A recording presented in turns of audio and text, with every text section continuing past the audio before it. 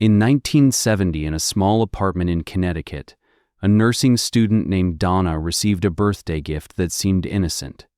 A large Raggedy Ann doll, with messy red hair and black button eyes staring blankly. Donna loved it. She placed the doll in her bedroom, right above the bed. But she didn't know that gift would turn her life into a nightmare.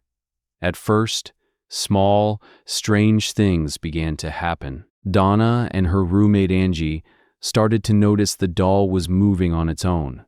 Not big movements, just small shifts in the morning. The doll that was sitting on the sofa would suddenly move to the bedroom. Its arms that were folded were now stretched out. The position of its head had changed. They tried to think rationally. Maybe we forgot, Donna said. Maybe we moved it without realizing.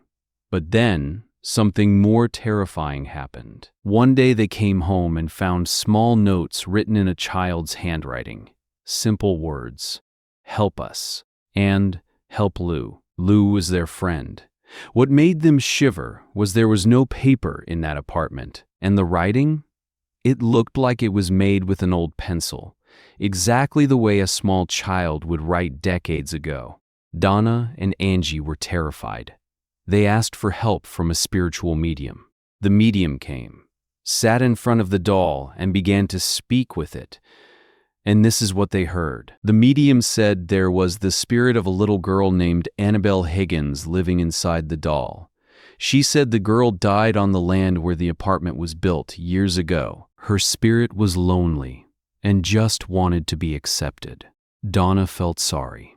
She gave permission for the spirit to stay in the doll, the biggest mistake of her life. Because that very night, Lou, the friend whose name was written in the note, was attacked. He was sleeping at their apartment, then woke up with the sensation of being strangled. When he opened his eyes, the Annabelle doll was on top of his chest, staring at him. Its hands seemed to grip his neck. Lou screamed. The doll fell, but on his chest there were 7 claw scratches, deep, bleeding, without cause. Donna couldn't take it anymore.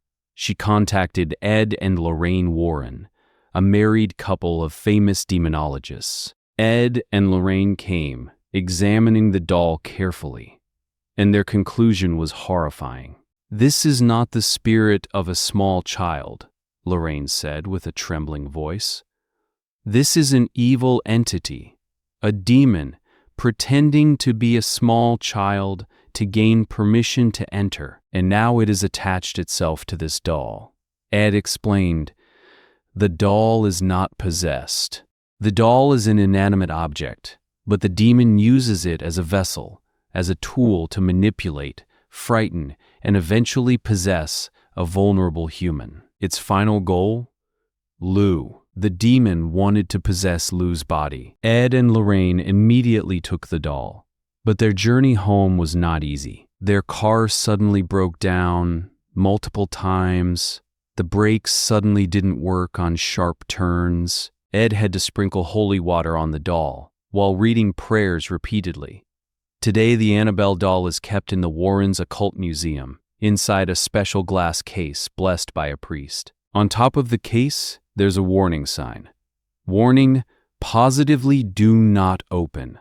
Why? Because those who underestimate it pay dearly. A young man once knocked on the glass and laughed at the doll. On his way home, his motorcycle lost control. He died instantly.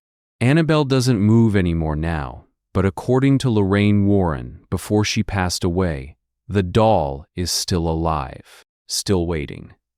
And if that case is opened, no one knows what will happen. That is the true story of the Annabelle doll. Not just a broken doll, not just a legend, but real proof that there are things in this world we cannot see but can feel us. If you like this story, don't forget to like, subscribe, and turn on the notification bell. And if you dare tell me in the comments, do you believe dolls can become nests for evil creatures? See you in the next horror story. Be careful and never underestimate things that look harmless.